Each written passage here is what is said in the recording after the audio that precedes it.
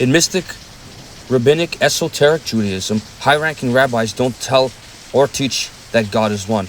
The Orthodox Jewish scholars teach that the Gospels are affirming Christ as the second divine power that the Jews at that particular time believed existed alongside God.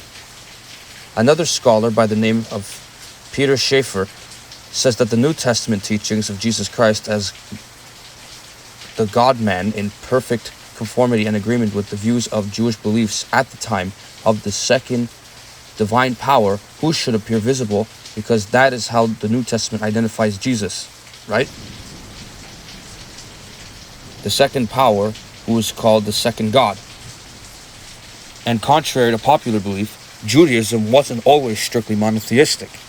What many are being told in Judaism today is not the historical Judaism or Judaism historically, according to scripture and scholarly writings. And the Talmud acknowledges a second divine power that they call Metatron or Metatron.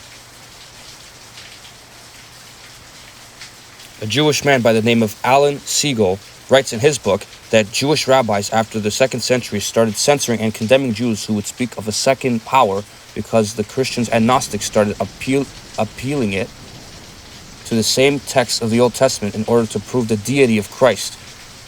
A second power would identify the second power with their figures. Around this time, rabbis began to persecute people who would speak about two powers.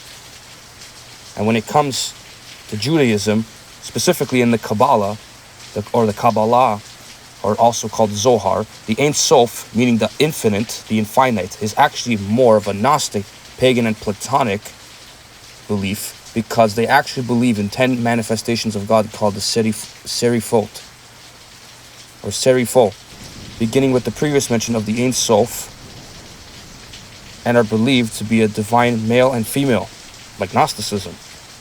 According to Wikipedia, in Kabbalah, the Ein Sof is the Hebrew word for without end.